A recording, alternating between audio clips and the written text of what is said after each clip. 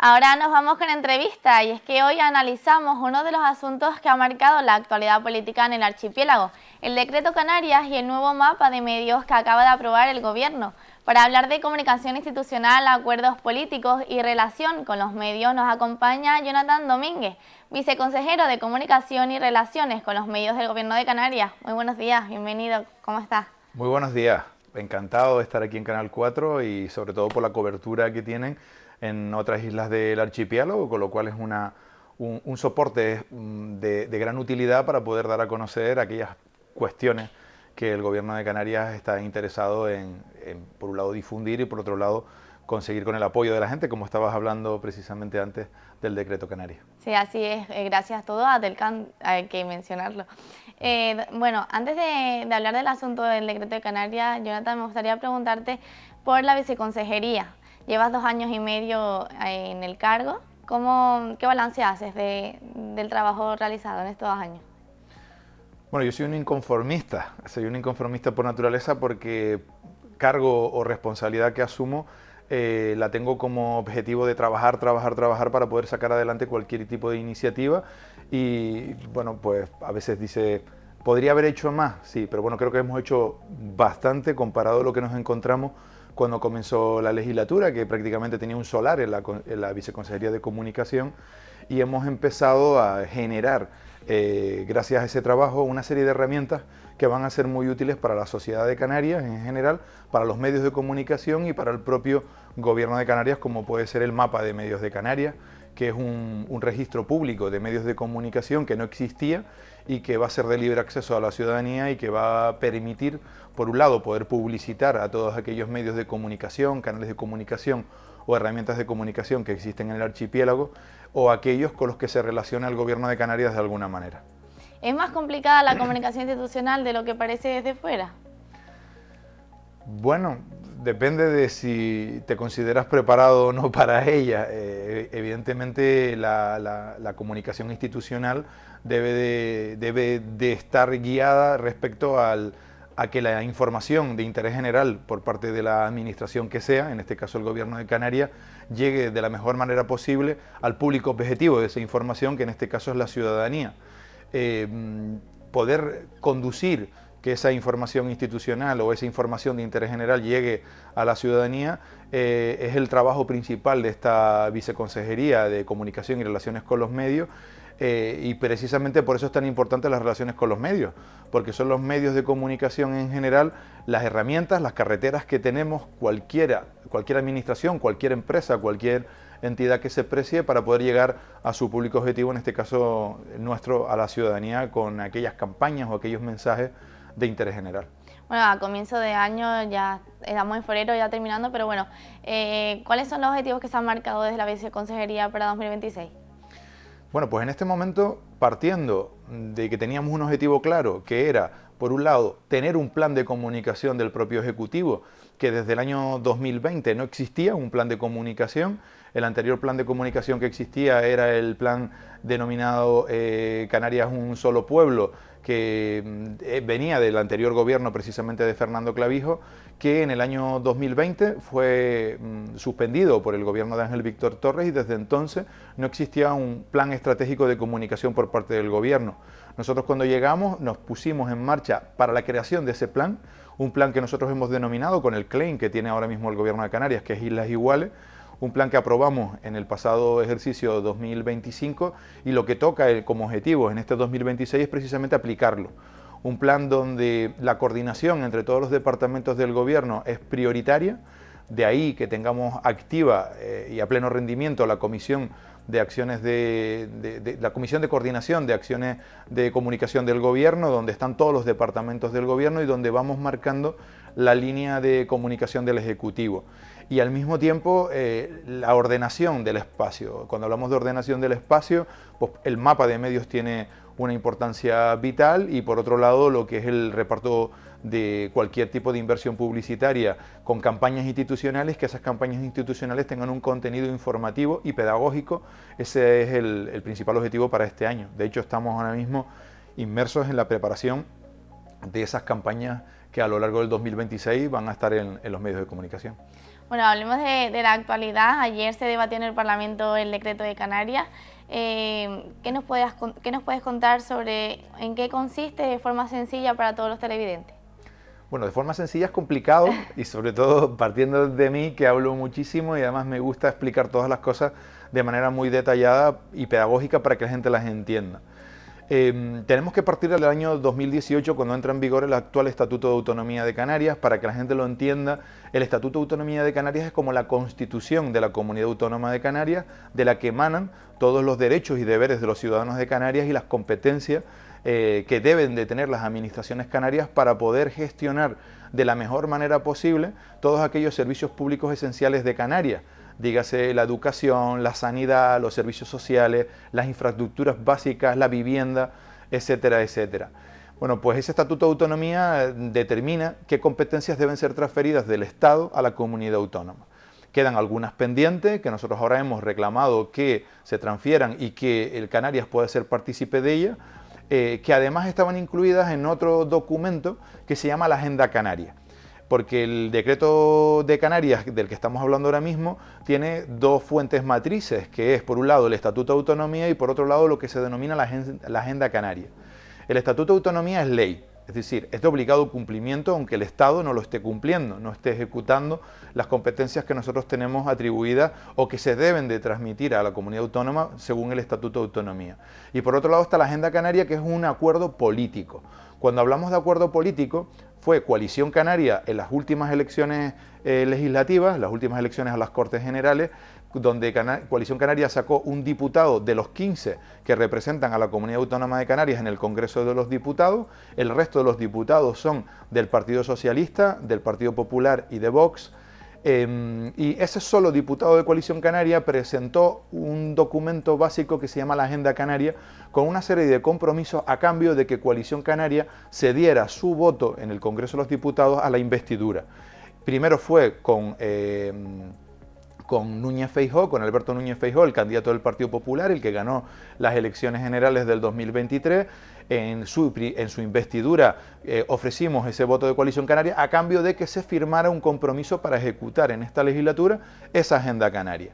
Feijóo lo firmó, el Partido Popular lo apoyó, pero aquella investidura fracasó. Posteriormente llegó la investidura de Pedro Sánchez, que sí contó con los votos suficientes en el Congreso de los Diputados y que Coalición Canaria le ofreció exactamente la misma Agenda Canaria que había firmado previamente el Partido Popular. Y el Partido Socialista, Pedro Sánchez, la aceptó. Y por eso Coalición Canaria dio su voto a esta investidura, porque era al fin y al cabo la investidura que iba a salir adelante y era el gobierno que íbamos a tener en estos últimos 3 años. En esa Agenda Canaria había una serie de compromisos que implicaban medidas extraordinarias y ordinarias para mejorar la calidad de vida de los canarios. Díganse el plan de recuperación de la isla de La Palma, esos 100 millones de euros anuales que se necesitan para poder recuperar las infraestructuras, y por otro lado también el 60% de descuento en el IRPF en la isla de La Palma, para poder garantizar que los habitantes de La Palma puedan tener mayor poder adquisitivo para poder afrontar la reconstrucción de la isla.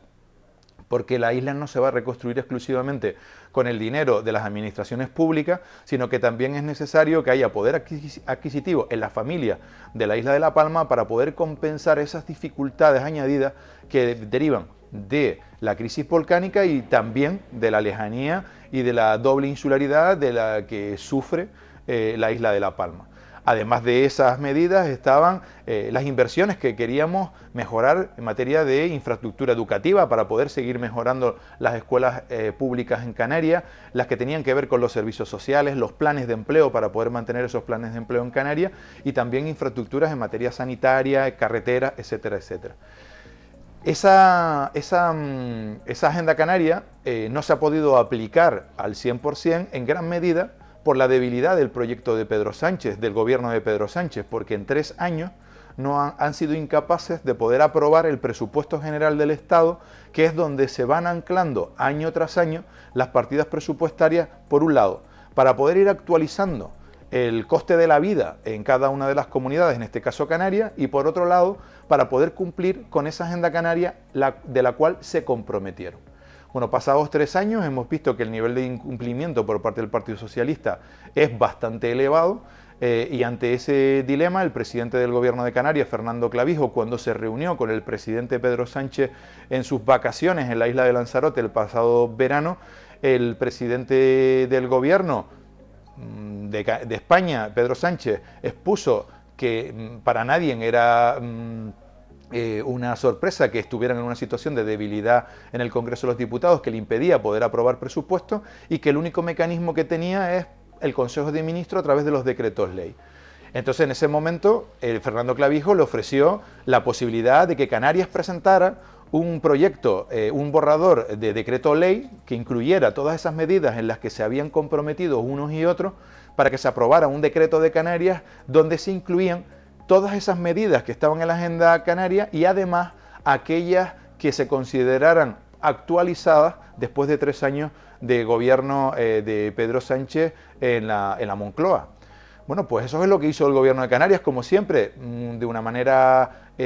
pacífica, de una manera buscando el consenso, modo canario de hacer las cosas, negociando, de una manera propositiva. Se elaboró un borrador de decreto de Canarias, donde se incluyeron todas esas medidas que estaban en la agenda canaria, más aquellas competencias que consideramos que ha llegado el momento de ser transferidas a Canarias porque están en una ley que se llama Estatuto de Autonomía de Canarias, y al mismo tiempo otras propuestas surgidas de consenso a través de abrir ese decreto a la participación política de todas las fuerzas políticas existentes en Canarias. Bueno, ese decreto finalmente ha contado con el apoyo de Coalición Canaria, del Partido Popular, de HI, de Socialistas por La Gomera, de los grupos parlamentarios en Canarias que apoyan al actual gobierno de Canarias, y ha encontrado el rechazo, por un lado, de Nueva Canarias y de Vox y del Partido Socialista. Por primera vez, bueno, no es la primera vez, pero está bien recordarlo, Vox y el Partido Socialista y Nueva Canarias, que alardea de ser la izquierda de Canarias, están de acuerdo en algo, y es en votar en contra de algo que beneficia a Canarias de una manera totalmente surrealista e irracional. En el caso del Partido Socialista se ha curado en salud y, pese a que habían anunciado que iban a estar en contra, finalmente se han abstenido, posiblemente porque intuyen que a nivel estatal, si se cumple el compromiso del presidente Pedro Sánchez con Fernando Clavijo de que se iba a aprobar en el Consejo de Ministros este decreto, pues pueda salir adelante, porque ya cuenta con los votos del Partido Popular, ya cuenta con los votos de Coalición Canaria y de otras formaciones nacionalistas que han dicho que van a apoyar este decreto de Canarias, y posiblemente tendrá que salir porque el Partido Socialista interpreto, que si cumple con lo pactado acabarán votando a favor. ¿Crees que las ideas están bastante claras o puede llegar a haber un consenso a corto plazo? Bueno, yo sé que la pedagogía en política no está en uso, es decir, muchas veces los políticos estamos hablando, me incluyo, hablamos muchas veces en terminología técnica que la mayoría de los ciudadanos no entienden, y el gran problema de cosas tan importantes como esta, que es el decreto Canarias, es que como a veces hablamos en terminologías técnicas o terminologías políticas, los ciudadanos no llegan a entender la importancia que tiene el decreto de Canarias. Y la tiene tanto así que en los últimos 3 años no puede la izquierda estar continuamente denunciando que tenemos problemas con la sanidad pública, con la educación, con los servicios sociales, y al mismo tiempo oponerse a que Canarias reciba las inversiones públicas necesarias para poder mejorar esas cifras o para poder mejorar los servicios públicos esenciales de Canarias, como puede ser la sanidad, la educación y el bienestar social, por no nombrar otros también muy importantes para Canarias, como puede ser la mejora de la movilidad entre las islas, la competitividad de Canarias con unas infraestructuras de carreteras, de puertos, de aeropuertos en condiciones para poder competir en igualdad de condiciones con el resto del territorio peninsular. Yo creo que es absurdo discutir esto y al mismo tiempo votar en contra. Sí, al final es contradictorio, como bien acabas de mencionar, pero ahora, no teniendo el apoyo de la oposición, ¿cuál es la prioridad? ¿Convencer a los demás partidos, a la ciudadanía? Nosotros tenemos las ideas claras y el eje vertebrador en el caso de Coalición Canaria es Canarias, en el caso del Gobierno de Canarias con el Partido Popular, con HI y con Socialistas por La Gomera es Canarias. Es decir, tenemos claro que por primera vez en muchísimos años hay un gobierno de Canarias que, por encima de las ideologías, por encima de los intereses electorales cortoplacistas de los partidos políticos, estamos Prima los intereses aquí. Trabajar por los intereses de Canarias y no con esa corta vista cortoplacista de la política tradicional, jugando al populismo y a la demagogia. No, queremos que se solucionen problemas estructurales de Canarias para que a medio y largo plazo podamos dar una solución a problemas esenciales que existen en Canarias. Todos ahora parece que se han emocionado, todo el mundo está, todos los partidos políticos los escuchas hablar de materia de vivienda, de la crisis que hay en materia de vivienda en Canarias y en el resto de España también. Pero, ¿qué propuestas están poniendo sobre la mesa? Demagogia, anuncios ficticios o directamente criticar lo que se está haciendo para intentar solucionar los problemas. Nosotros evidentemente nos hemos centrado desde el primer momento en materia de vivienda en solucionar los problemas estructurales, aún sabiendo que no es política cortoplacista, porque no se va a rentabilizar el trabajo que se está haciendo en este momento en materia de vivienda en las elecciones del 2027, pero tenemos la conciencia tranquila de que estamos atajando un problema que deriva de muchísimos años de inacción o de paralización en este ámbito. Y por lo tanto, en esta legislatura,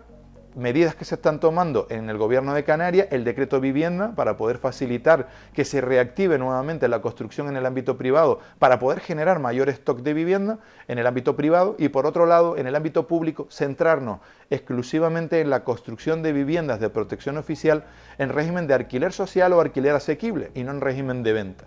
Y eso está haciendo con la reactivación de un plan extraordinario en materia de vivienda que está impulsando la Consejería de Obras Públicas y Vivienda, donde de no haber construido prácticamente ninguna vivienda en la legislatura pasada,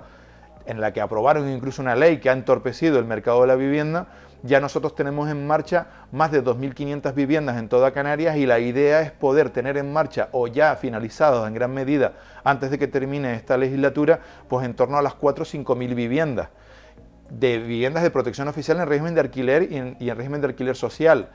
Y al mismo tiempo, con el decreto de vivienda del Gobierno de Canarias, con la actualización del costo tipo de las viviendas de protección oficial, hemos logrado atraer a la inversión privada para que construya e invierta en vivienda pública también, o en vivienda de protección oficial en el régimen de venta o en el régimen alquiler, lo que va a permitir poder meter stock inmobiliario en el mercado y que eso pueda equilibrar los precios por un lado y bajar la presión en el caso de las familias en situación de vulnerabilidad. Bueno, como bien mencionaba anteriormente, llevamos desde 2023 sin presupuestos del Estado. ¿Cómo influye esto a Canarias? Negativamente,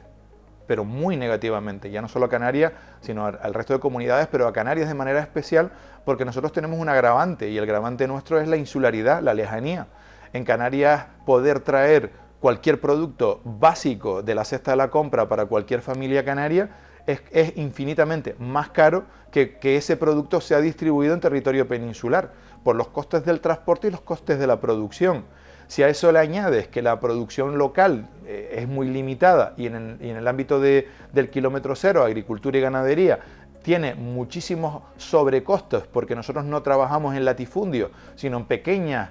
concentraciones de cultivo o de ganadería, hace que estemos en una situación muy complicada por la pérdida de ayudas, la pérdida de financiación o las dudas continuas respecto a las subvenciones al transporte a Canarias. Ante ese escenario, no tener presupuestos del Estado y que no se puedan actualizar los precios, todos somos conscientes que en los últimos 3 años la cesta de la compra ha crecido, ¿verdad? Mucho. Ha subido muchísimo en precio. La gasolina ha subido muchísimo en precio. Los costes de cualquier producto han subido. El Estado, a través de los presupuestos generales del Estado, que es una ley de obligado cumplimiento en todo el Estado, es donde se producen cualquier tipo de cambio estructural en la materia económica, en la materia presupuestaria, para todo el territorio estatal, y con ello condiciona también la media de gasto de las propias comunidades autónomas. Hay una situación súper complicada de entender a los ciudadanos. De hecho, la oposición nos suele recriminar eso sin darse cuenta que ellos son los responsables, en el caso del Partido Socialista, de por qué Canarias tiene unas cifras extraordinarias de recaudación en este momento, sin embargo no las tenemos en gasto. No suben los presupuestos acorde a la recaudación que tenemos. Y eso es tan simple de explicar como que hay un presupuesto general del Estado que tiene un porcentaje en materia de gasto que limita que nuestro presupuesto pueda ir más allá de ese gasto. Y eso provoca que Canarias suele tener unos remanentes líquidos de tesorería bastante abultados porque no nos dejan poder invertir ese dinero. Y después nos encontramos que el Estado, que es incapaz de poder generar esos créditos, nos estuvieron mareando durante todo el año 2025 con el tema de los 100 millones que correspondían en inversión para la recuperación de la isla de La Palma, por ejemplo, y a finales de año, en noviembre, finales de noviembre, cuando ya solo faltaba un mes para poder ejecutar el presupuesto, aprueban en el Consejo de Ministros con toda su cara dura que los 100 millones que tenía que aportar el Estado autorizaban que los pudiera aportar la propia comunidad autónoma de su remanente líquido de tesorería. Yo creo que eso lo hicieron a finales de año porque pensaban que no íbamos a tener músculo suficiente administrativo para poder ejecutarlo. Pero Nieves Lady Barreto, la consejera de Presidencia y Planificación, de Presidencia del Gobierno de Canarias y al mismo tiempo de recuperación de la isla de La Palma, tenía todo el trabajo hecho y preparado ante cualquier eventualidad que sucediera esto para ejecutarlo. Y en tiempo récord, en menos de 15 días, pudimos ejecutar esos 100 millones con una inyección extraordinaria de dinero y de crédito en la isla de La Palma que ha servido para poder mejorar muchísimo las condiciones de vida de los vecinos de La Palma, que han sufrido muchísimo después de la erupción del año 2021. ¿Y cómo influiría, qué papel jugaría este decreto respecto a esta dejación del Estado? Bueno, a ver, el decreto no nace contra nadie y es algo que el presidente Fernando Clavijo lo ha dicho constantemente. Nosotros tenemos una obligación con Canarias, una responsabilidad con Canarias y la estamos ejecutando. La estamos aplicando. Nuestras competencias están en la comunidad autónoma y hacemos un decreto para solucionar los problemas de Canarias sin ir en contra de nadie, porque lo que estamos pidiendo en el decreto Canarias no implica que se le recorte a otras comunidades, como sí sucede con el modelo de financiación autonómica que ha puesto sobre la mesa el Partido Socialista, donde prácticamente sale ganando Cataluña y donde Canarias sale totalmente perjudicada, porque ellos dicen que son 800 millones, 600, 800 millones más, pero lo que no dicen que son en torno al 5% del presupuesto estatal menos que entraría, que estaríamos hablando de casi el triple de esa cantidad que vendría de menos a Canarias como consecuencia de aceptar ese acuerdo de financiación autonómica. Nosotros en el decreto de Canarias intentamos poner solución y tirita, una tirita bastante robusta, casi como una escayola cuando tienes un hueso partido, pues para poder lograr curar ese hueso en Canarias y que ese hueso permita a la economía canaria y por ende a las familias y el desarrollo económico social de nuestro archipiélago poder estar en igualdad de condiciones que el resto del Estado. Simplemente es eso. Bueno, por otro lado, Jonathan, el mapa de medios, ¿en qué consiste y cómo surge esta iniciativa? Bueno, cuando llegué a la Viceconsejería de Comunicación en noviembre del 2023, el presidente Fernando Clavijo me encomendó la Viceconsejería de Comunicación y Relaciones con los Medios, me explicó cuáles eran las prioridades en cada uno de esos dos departamentos, me explicó que la Viceconsejería de Comunicación tenía una estructura ya más o menos armada, que simplemente era reactivarla y ponerle en mi granito de arena junto con el departamento. Ahí tengo que destacar la figura de Cristina García Mafiote, nuestra directora general de comunicación, que es la especialista en materia de la información y que está haciendo un trabajo extraordinario. Y por mi parte lo que me toca es crear estructuras, crear herramientas para que esa información pueda fluir de la mejor manera posible.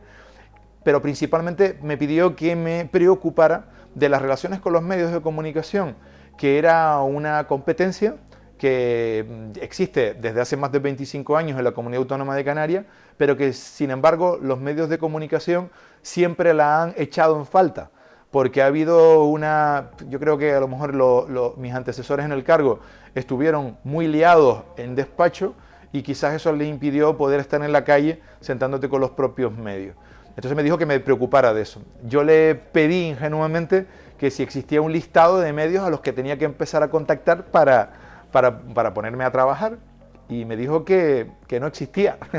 El gobierno de Canarias no tenía un listado, no tenía un directorio, no tenía una agenda donde existieran los medios de comunicación con sus contactos. Y a mí me resultó paradójico, ¿no?, que no existiera, pero después estuve indagando con otras comunidades autónomas y es que no existe prácticamente en ninguna comunidad autónoma un mapa oficial de medios de comunicación en cualquiera de sus categorías. pues no, le planteé al presidente la posibilidad de poner en marcha la creación del primer mapa de medios de comunicación de Canarias,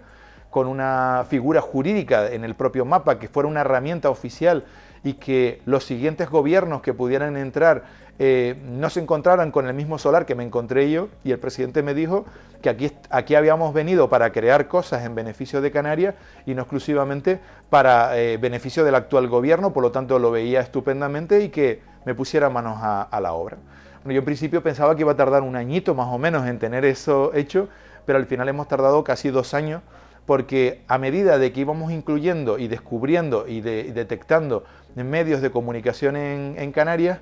otros que no se habían enterado que estábamos con este trabajo se ponían en contacto con nosotros, primero para invitarnos que hiciéramos una visita, les conociéramos, que conociéramos sus servicios y su implantación en determinados territorios del archipiélago. Ante eso, pues configuramos un mapa que es un listado, un directorio completo, donde hemos incluido pues, en torno a 200 medios de comunicación de toda la comunidad autónoma, donde han aflorado muchísimos medios de comunicación tradicionales en pequeñas comarcas, en islas no capitalinas, por ejemplo, que pasaban desapercibidos en las islas capitalinas, incluso para el propio gobierno, y sin embargo hacen una labor social, democrática, porque permiten que la ciudadanía tenga herramientas para poder ejercer la libertad de expresión, que son fundamentales para una sociedad sanamente democrática. Pues nada, los detectamos, empezamos a incluirlos y después nos encontramos con otra paradoja, ¿no? ¿Cómo los clasificábamos? Porque era tan variado el abanico de realidades que existen en materia de comunicación que no los podíamos incluir a todos como medios de comunicación tal, porque no cumplían muchos de los requisitos para poder ser considerado un medio de comunicación. Pues de ahí, después de haber trabajado jurídicamente la propuesta, dimos con la tecla. La tecla es una clasificación de 3 categorías en el mapa de medios, donde están por un lado los medios de comunicación convencionales, que son aquellos medios de comunicación que funcionan como medios de comunicación, con una redacción, con una marca, con una carta de servicio y con una implantación potente en cada uno de los territorios, que al mismo tiempo ejercen ese sano ejercicio del control de la administración, dándole cabida a la ciudadanía para que pueda expresar sus críticas, que puedan poner en relieve la identidad de nuestra tierra, sus tradiciones, etcétera, etcétera, de una manera divulgativa o pedagógica. Por otro lado, había medios que son tal cual, lo mismo, pero le falta algún requisito que son insalvables. Entonces, en ese caso, los pasábamos a canales de comunicación. Son también empresas o profesionales que se dedican a este ámbito, pero a lo mejor nos encontramos con un medio de comunicación digital que es unipersonal y no tiene redacción propia. Entonces, no tener redacción propia no puede ser considerado un medio de comunicación, pasaría a la categoría de canal de comunicación. Y después nos encontrábamos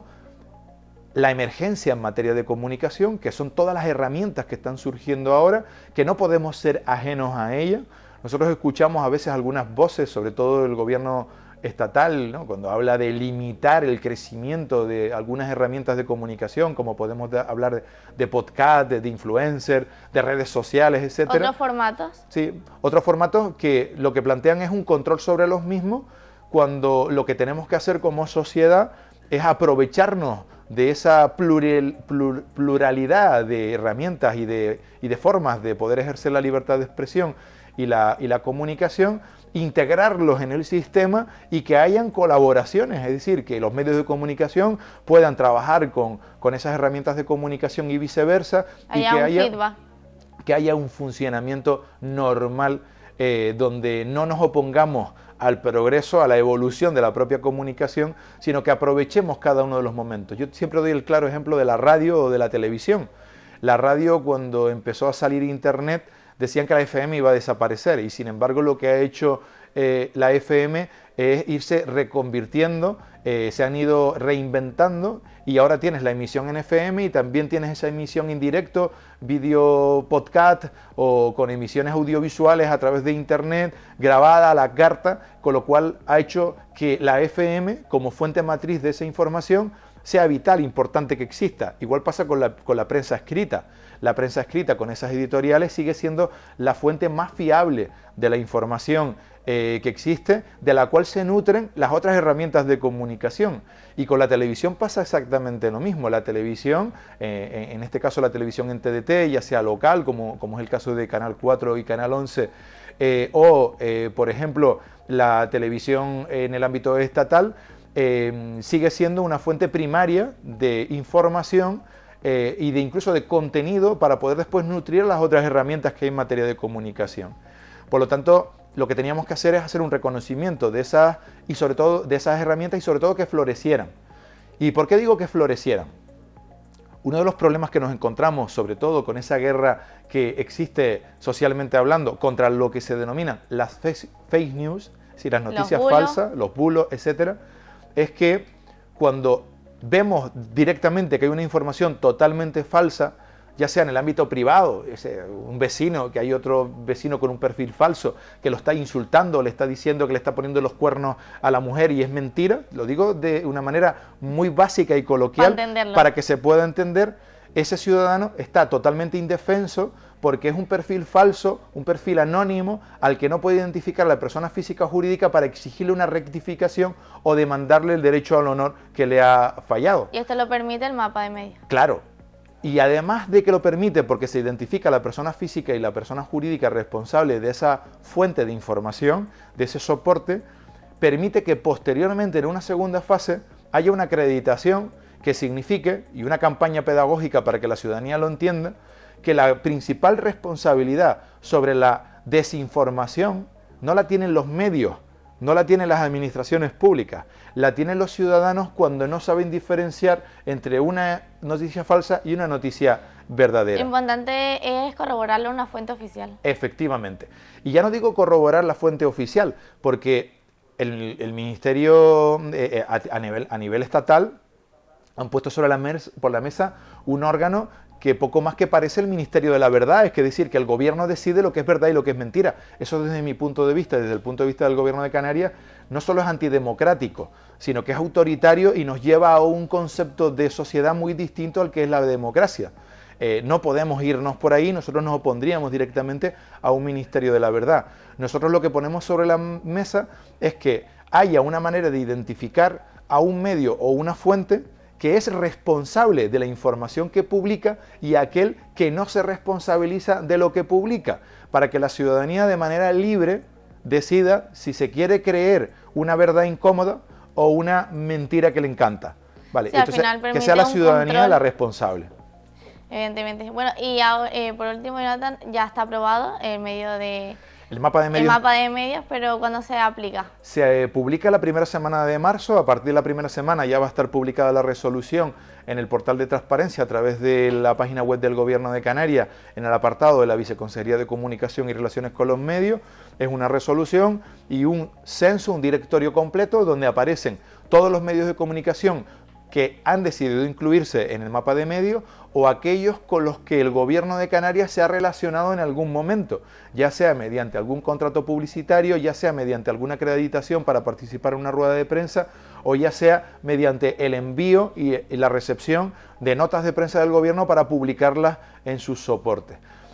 La siguiente fase en la parte jurídica administrativa del mapa de medios será que a partir del 2027 probablemente será obligatorio estar en el mapa de medios de Canarias de la comunidad autónoma